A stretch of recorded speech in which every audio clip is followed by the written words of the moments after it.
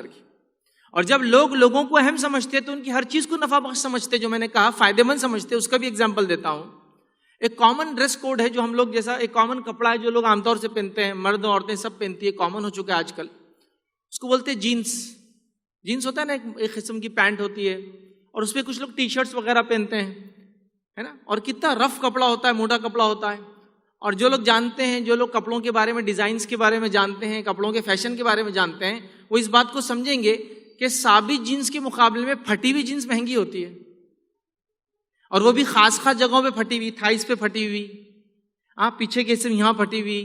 انسان جو بار بار استعمال کرتا ہے, بیٹھتا تو وہاں تھوڑا سا رنگ گیا ہوا. پھٹی ہوئی ہوگی تو اور اچھا ہے, رنگ بھی گیا ہوا رہتا ہے جگہ جگہ, کہیں جگہ بلو ہے تو کہیں جگہ وائٹ ہو جاتی ہے. بلکہ پھٹی ہوئی جنسوں کو آپ مارکیٹ میں دیکھیں, کچھ لوگ جو بیچارے فیشن کو نہیں سمجھتے ہیں, پرانے لوگ ہیں, وہ جاتے بولتے آئی وہاں یہ پھٹے ہوئے کپڑے کیوں بیچ رہے ہیں لوگ. مطلب یہ سلے ہوئے کپڑے چھوڑ کر پھٹے ہوئے, اور پھٹے ہوئے کپڑے کی کاسٹ 2500 روپے کی جینس, سلی ہوئی مکمل جینس 2000 کی ہے. اب میں آپ کو اس کے پیچھے تھوڑا سا بیک گراؤنڈ بتاتا ہوں. یہ جینس کیا ہے؟ یہ جینس ایکچولی امریکن ورکرز کا ڈریس ہے. جو لوگ انتھک محنت کرتے ہیں نا, جیسا ریلوے ٹریکس ڈال رہے ہیں, مائنس میں کام کر رہے ہیں, ڈیم بلڈنگ کر رہے ہیں, تو وہ لوگ یہ کھدر مطلب رف کپڑا پہنتے تھے. لیکن چونکہ اس ملک کو ہم بڑا عظیم ملک سمجھتے ہیں, اس ملک کو دینے والا ملک سمجھتے ہیں, تو وہاں کے ورکر کا ڈریس بھی ہمارے لیے فیشن ہے اس کو پہننا. وہاں کے ورکر کے ڈریس دیکھیے, ٹی شرٹس پہ نمبرز لکھے ہوئے, پتہ نہیں وہ کیا لکھا ہوا ہے, کس کے بارے میں لکھا ہے, لیکن سب پہن کے گھوم رہے ہیں. بلکہ ایک پرٹیکولر ٹی شرٹ, ایک مخصوص ٹی شرٹ کے اندر جا کے میں فٹ ہو جاؤں, اس کے لیے پوری زندگی نوجوان کسرت کر رہا ہے.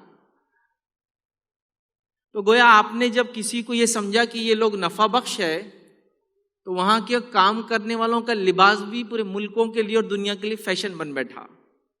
تو قوموں کا قوموں کے بارے میں نظریہ ایسا ہی ہوتا ہے. اس بات کو غور سے سمجھیے, آپ اس بات کو بہت دھیان لگا کے سمجھیے. قومیں جب تک دوسری قوموں کو فائدے مند سمجھتی ہے, بینیفیشل سمجھتی ہے, اور وہ قومیں فائدہ دیتی ہے, تو وہ ان کو سر پر بٹھا کے رکھ لیتی ہے. یاد رکھیے. اب اپنی حالت کی طرف ہم آتے ہیں.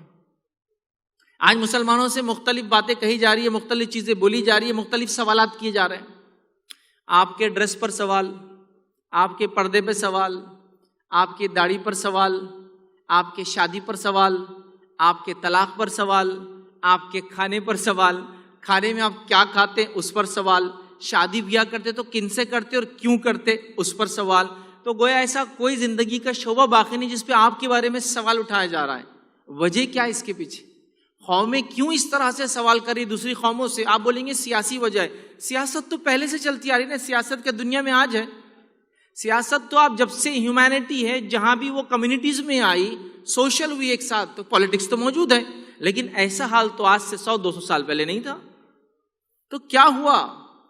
اس لیے کہ قوم نفع بخش نہیں رہی. قوم نے اپنا مشن بھول گئے. ہم جس مقصد کے تحت دنیا میں بھیجے گئے تھے, اس مقصد کو ہم نے پورا نہیں کیا. نتیجتاً ہم سے سوال ہو رہا ہے, آپ کیوں یہاں کیوں؟ ایک علاقہ ہے جہاں اگر مسلمان گھر لینا شروع کر دے تو وہاں سے بہت سارے بڑے بڑے پروجیکٹ سڑک جاتے ہیں.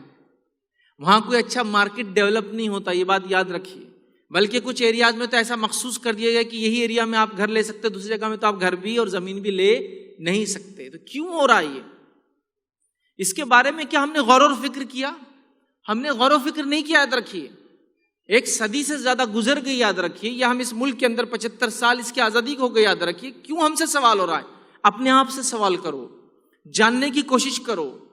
اللہ رب العزت کا طریقہ کیا ہے, اس کی سنت کیا ہے, قوموں کو کیسے بدلتا ہے, قوموں کا عروج اور زوال قرآن میں پڑھو. اللہ کیسے ایک قوم سے دوسری قوم کو ریپلیس کرتا ہے, اس کی تاریخ پڑھو. اللہ نے کس طرح سے یہودیوں کو, اہل کتاب کو, یہودی اور نصرانیوں کو جو عربوں سے بدلا, یاد رکھیے مسلمانوں سے بدلا, وہ ہم سے پہلے کتاب کے دیے گئے تھے. آج آپ یاد رکھیے, اگر وہ ایمان نہ لائے تو ہم جانتے وہ کہاں جائیں گے. تو اس بات کو سمجھیے, اللہ تعالیٰ اس چیز پر قادر ہے کہ وہ جو جن لوگوں کو مقام اور مرتبہ دیتا ہے, جب وہ اس مقام اور مرتبے کے لائق کام نہیں کرتے, اللہ ان کو ریپلیس کر دیتا اور چینج کر دیتا ہے. یاد رکھیے.